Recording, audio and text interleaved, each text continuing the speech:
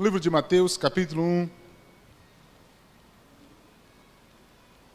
verso 17. Mateus, capítulo 1, verso 17.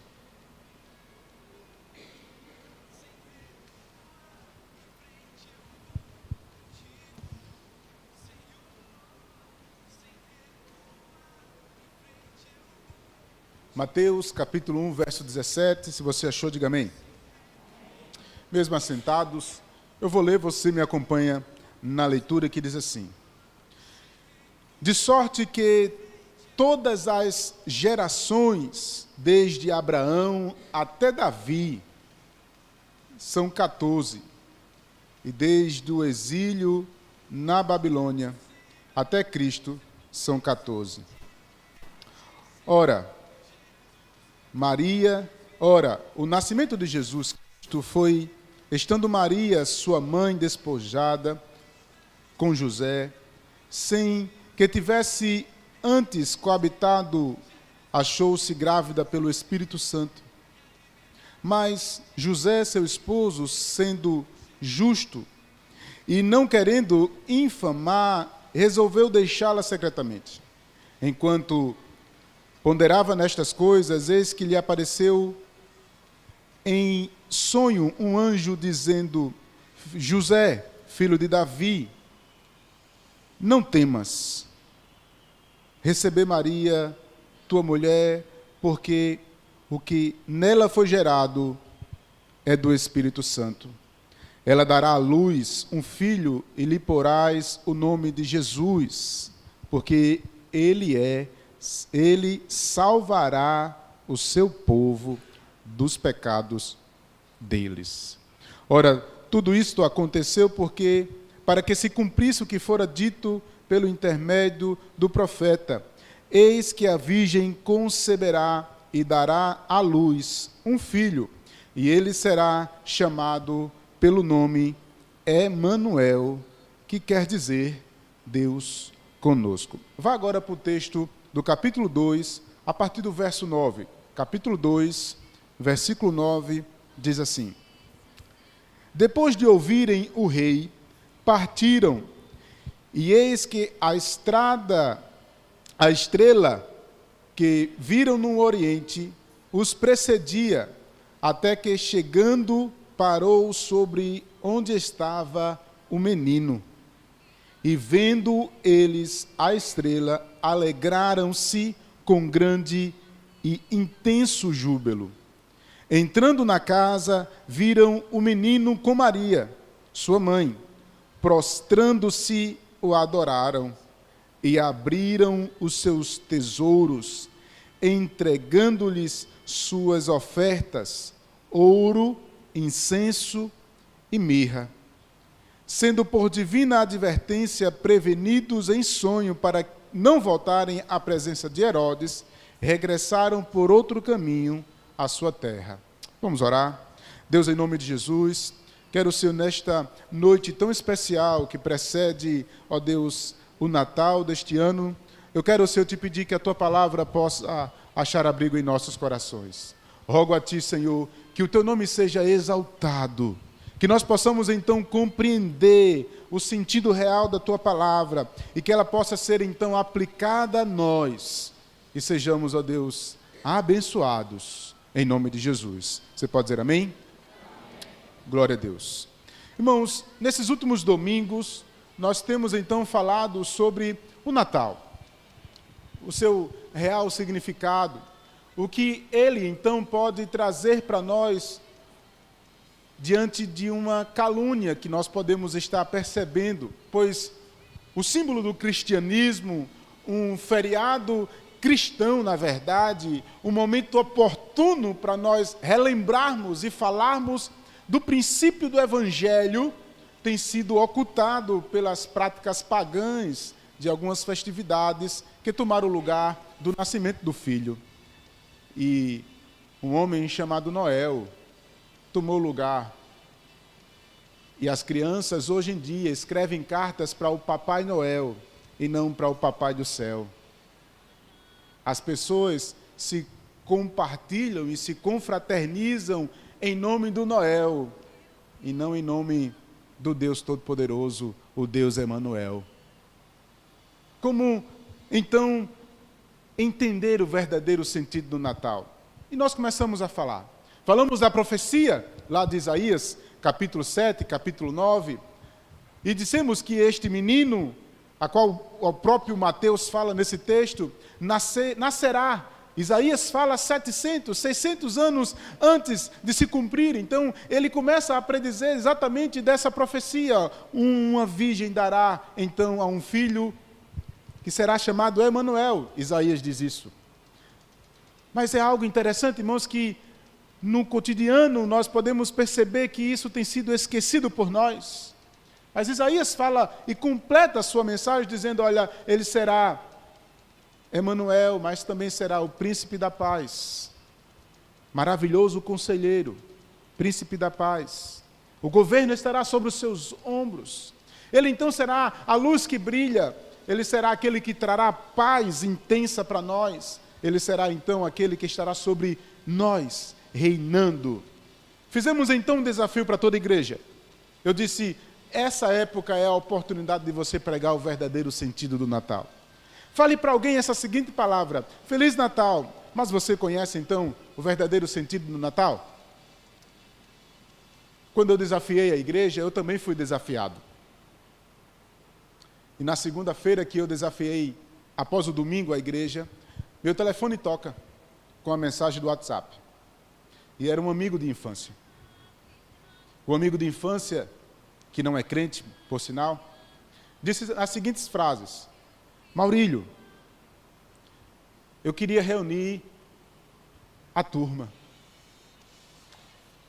E chamou o nome de todos os rapazes da época, de quando nós éramos crianças e crescemos na mesma rua, a Rua Leonel da Silva Coutinho, onde jogávamos bola, onde brincávamos de pega-pega, de bola de gude, tudo que algumas crianças de hoje em dia não têm, porque só quer saber de WhatsApp, Facebook e de celular. Mas naquela época nós não tínhamos essas coisas, então nós tínhamos que jogar bola, ralar os pés nos calçados, e enfim.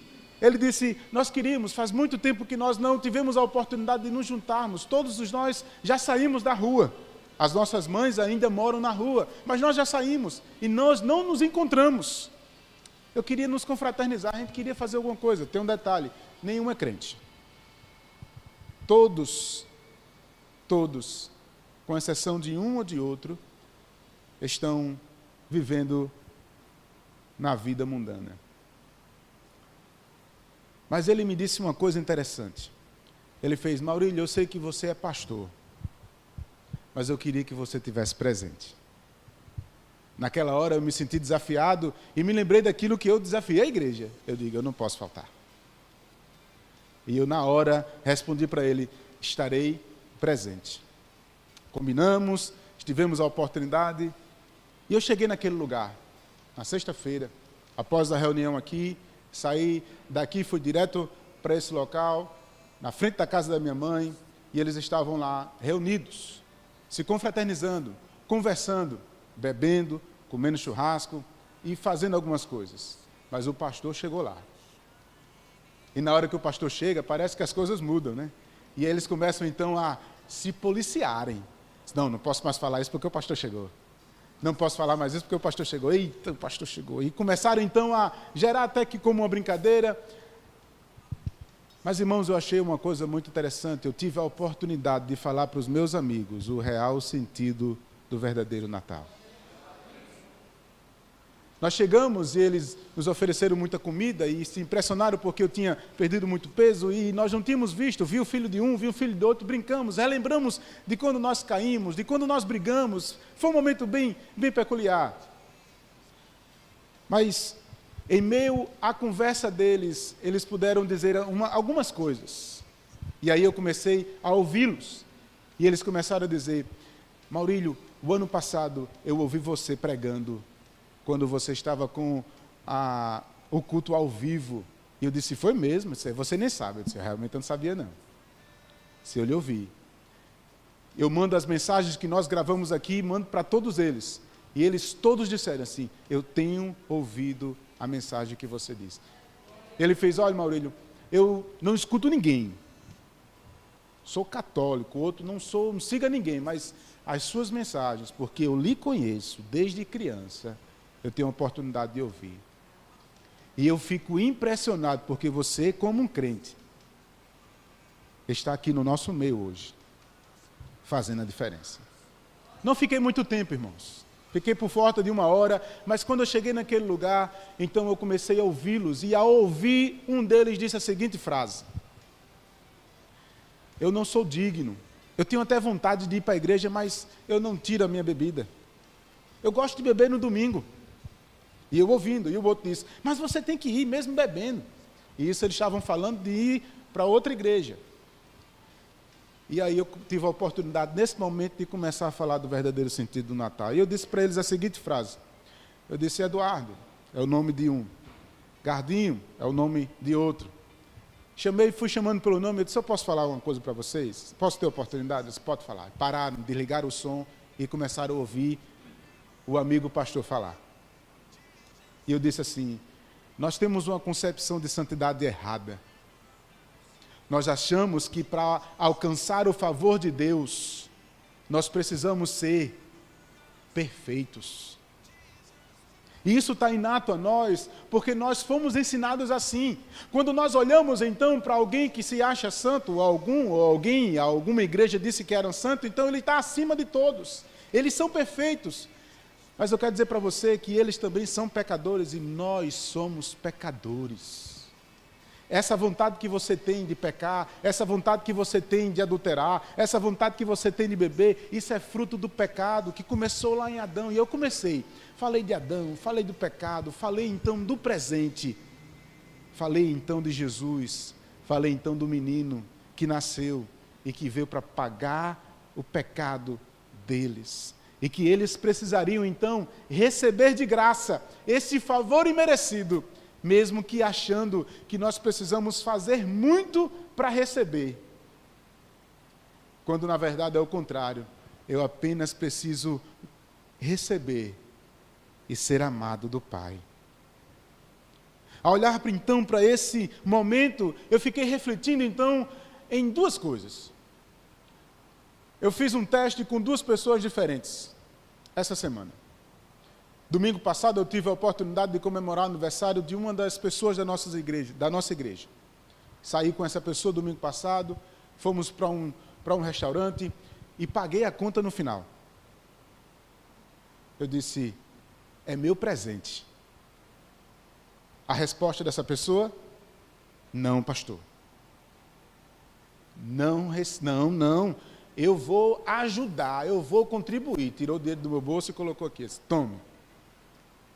Não recebeu o presente. Hoje eu tive outra oportunidade, agora com uma pessoa da minha família.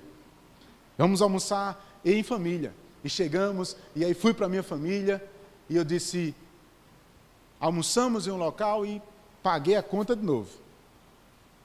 Quando eu cheguei na mesa, eu disse: é um presente de Natal. Qual foi a resposta? Não.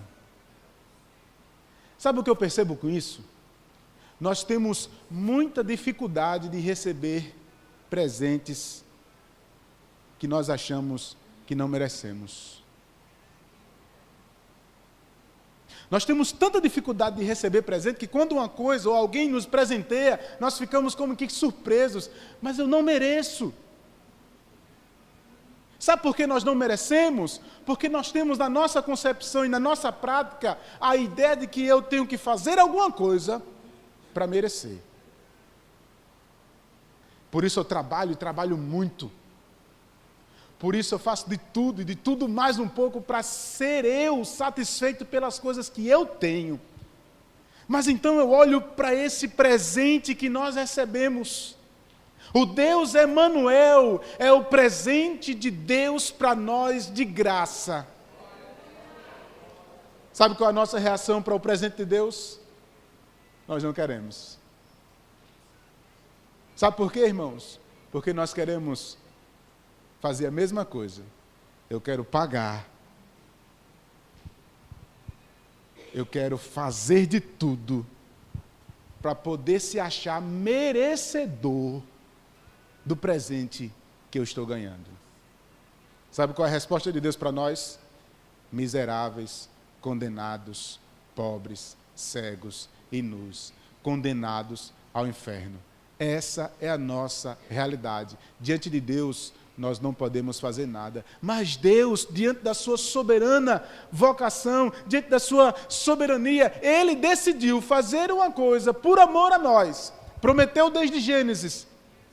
Repetiu sua promessa com as suas profecias ao longo do Antigo Testamento. E agora, nesse texto, nós vemos então a profecia sendo cumprida. O Deus Emanuel, o Deus convosco, o Deus conosco, o Deus presente, foi dado agora de graça para nós, para pagar então os nossos pecados. Foi a frase que ele disse para José. Mas interessante, irmãos, é que quando nós lemos então as genealogias, e diante das genealogias nós temos 3 genealogias. A de Mateus, que está aqui antecedente, que nós lemos, a de Lucas. A de Mateus, ele vai então até Abraão, mostrando que ele é então descendente de Abraão, mas também especialmente descendente de Davi, porque Mateus quer então mostrar que ele é o prometido, o cumprimento da profecia de que o herdeiro do trono de Davi, o rei, estaria para sempre, e Cristo é o descendente de Davi. Ele é sim o filho de Davi, o prometido pelo Pai. Então ele é o Deus Emanuel que estará para sempre convosco. O livro de Lucas então vai mostrar algo mais detalhado, mostrando que ele é então Adão, comparado então com Adão, pois Adão pecou e ele, como segundo Adão, como representante da raça, não vai pecar, e ele também, por ser Deus, vai então garantir para nós o perdão de Deus pelo seu próprio sangue. Mas tem mais uma genealogia que nós achamos até estranha. É a genealogia então de João, quando João não olha nem para Abraão, não olha nem para Adão, nem olha nem para Davi, ele olha para antes de todas as coisas. João diz assim então: no princípio era o Verbo, e o Verbo estava com Deus. Ele é então antes de todas as coisas, porque por meio dele todas as coisas foram criadas. Então nós temos o próprio Deus descendo, sendo encarnado, e ele é o próprio presente para nós. Então ele se encarna, cumprindo então a profecia dita lá atrás. Ele é o Emanuel, o Deus conosco. E nós vemos então ele recebendo presentes para confirmar então o seu reinado messiânico. Os magos, na verdade aqui confundido como os reis, a Bíblia não diz que eles são reis, nem diz, por exemplo, que são 3. Não há momento nenhum que diz que são 3. Apenas há 3 presentes, mas magos também não são aqui mágicos, na verdade poderiam ser mais astrólogos, ou aqueles que estariam olhando para as estrelas. Esses então que tinham a capacidade de ler as estrelas, ou conhecer o movimento das estrelas, perceberam o movimento, e era a própria ação de Deus indicando o caminho para que eles pudessem ver o prometido sendo nascido. Então eles vão atrás dessa profecia, e seguem então essa estrela, a luz, aquele que é a nossa estrela da manhã, aquele que é o nosso rei, aquele que é o nosso Deus. E ele vai então a esse lugar e chega lá e adora, e dá 3 presentes para ele. O menino nasceu, ele é adorado, e os magos então dão ouro, mirra e incenso. Presentes reais, para mostrar inteiramente que ele é o filho de Davi. Pastor, o que é que eu tenho a ver com toda essa história tão bonita? Você tem a ver, sabe por quê? Porque é Natal.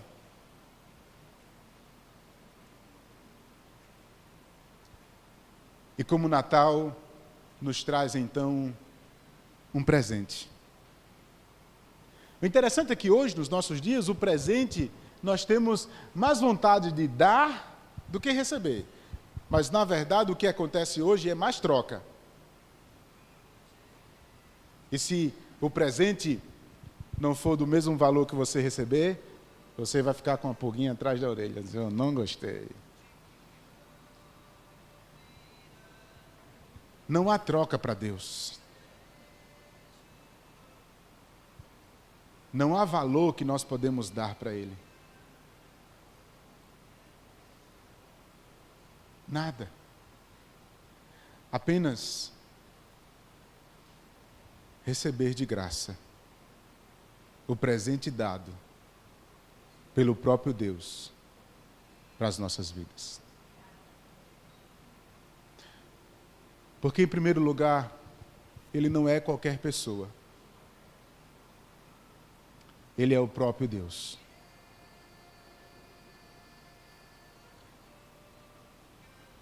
E esse presente que se revela como Deus, vem com o seu amor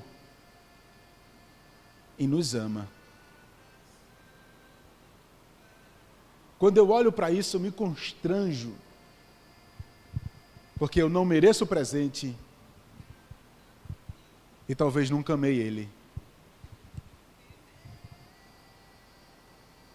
Mas quando eu olho então para esse momento, eu percebo que agora eu sou amado dele.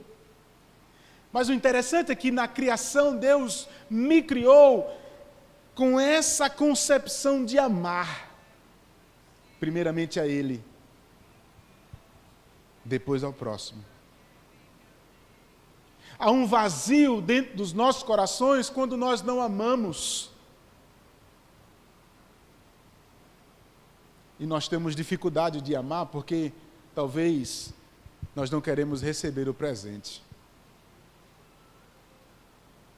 E aí, quando nós não recebemos o presente, nós não sentimos amados. Sabe qual é que acontece com isso? Nós vivemos semelhante às pessoas que querem comprar as pessoas. Pagar o presente. E aí nós vivemos, então, uma religiosidade. E esse é o grande problema de muitas igrejas. Eu não estou falando apenas de igrejas que não são evangélicas, inclusive dos evangélicos. Há muitos que estão dentro da igreja que não receberam ainda o presente de Deus. Que não se sentem amados. E que por causa disso vivem uma religiosidade. Nós não podemos, irmãos, comprar Deus. Nós não podemos pagar pelo que Ele fez por nós. Não adianta. Não tente. Porque você será frustrado. E é exatamente isso, porque muitos, mas muitos dentro da igreja são frustrados. Se frustram, porque fazem tanto de maneira religiosa, pagam, vêm, se esforçam, fazem tantas coisas por obrigação, por tentar comprar Deus ou fazer para Deus, não por amor. E aí quando a gente exige uma coisa de Deus, a gente não pede, a gente exige, coloca como que na parede, mas eu tenho feito tantas coisas, eu tenho feito tantas coisas, eu tenho feito tantas coisas, e essa coisa que nós queremos, almejamos, nós não conseguimos. O que acontece para nós é que esse Deus não existe. Tudo que eu fiz foi de errado, tudo que eu fiz não valeu a pena, eu me frustro, e aí começamos a indagar, será que Deus existe mesmo?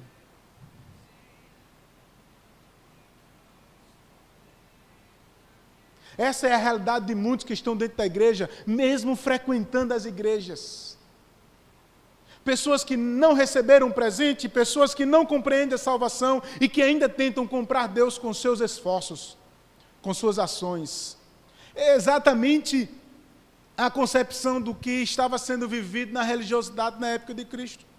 Os fariseus, então, por si, estavam vivendo algo que, por cumprir as leis e cumprirem de maneira demasiada, vivendo então dentro de uma bolha, achavam que mereciam a salvação. Aí chega, por exemplo, um dos principais, em uma das conversas com Cristo, no Evangelho de João, um encontro bem inusitado, à noite, porque ele não queria ser visto. Então ele chega para Jesus e diz assim: mestre. E aí Jesus conversa com Nicodemos e diz assim: olha, você não compreendeu nada do que o Evangelho, nem que o Testamento diz para você. O que na verdade você precisa entender é que você precisa nascer de novo. E não é como você entende.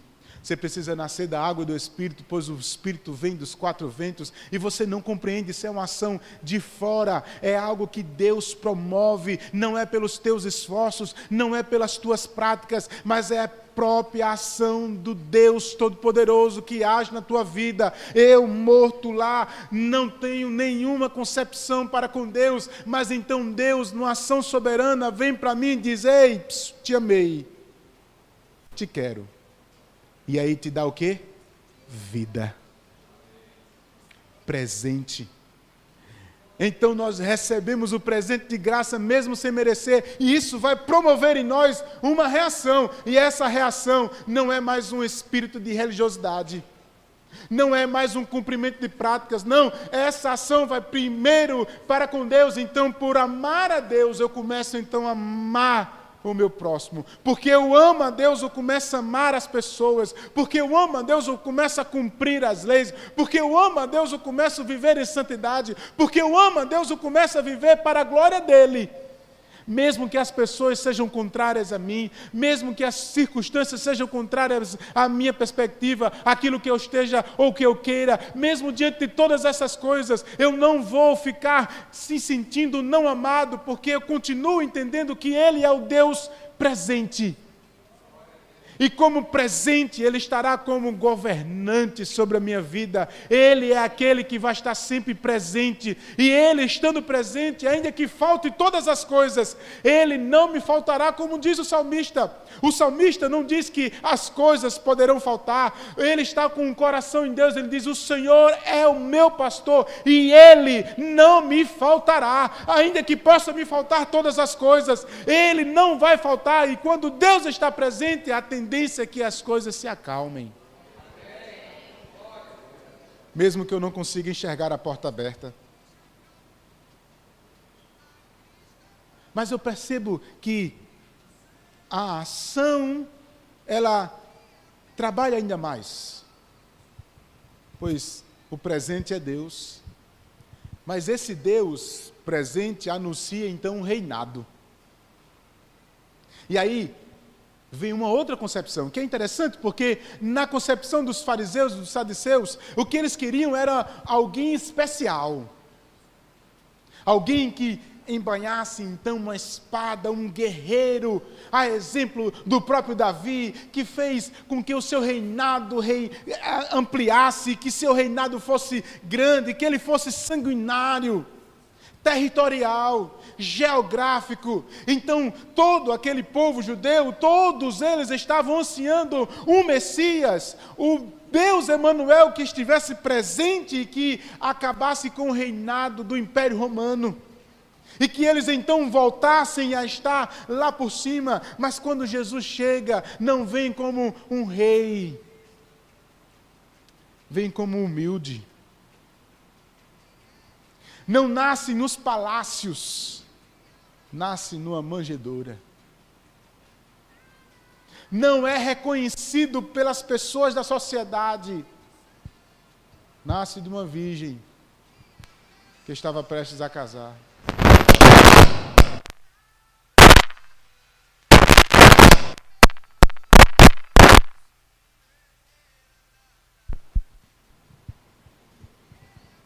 Esse Jesus que nasce de forma não esperada,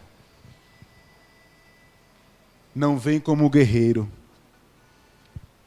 vem como um rei que prega um reino diferente do esperado. Um reino que não é geográfico, um reino que não é territorial, o reino que não suplanta um grupo de pessoas, mas um reino que alcança todas as tribos, todas as línguas, o reino que alcança corações, o reino que faz com que as pessoas sejam alcançadas, trazidas para perto, um reino em que as pessoas tenham a oportunidade de se sentirem amados, independente da região, independente de qualquer outra coisa. O Senhor é o rei de um reino diferente. Sabe o que é que eu chamo a atenção, irmãos? É que por muitas vezes nós queremos algo da nossa forma, diferente. O meu Deus, e aí, irmãos, hoje nós temos uma cultura, evangélicos, porque na época de Cristo já tinha sim uma cultura, e a cultura era aquela formada que tinha que ser dessa forma, mas Jesus quando chega para mudar a cultura, para mudar os paradigmas, para alcançar os não alcançados, não para aqueles que se achavam santos. E hoje parece que nós estamos mais parecidos com aqueles que eram os fariseus do que com o povo de Deus, que ama a Deus, que serve o mundo. Por muitas vezes nós queremos uma igreja, uma forma, e que já está bitolada, que já está dessa forma, e que se faz diferente, nós então já achamos que é diferente, que não é de Deus. Mas o diferente já veio. O presente já foi dado, e Ele é Deus e veio de maneira a alcançar todos os corações da forma dEle. E Ele já nos deixou, irmãos, a forma que Ele trata as pessoas.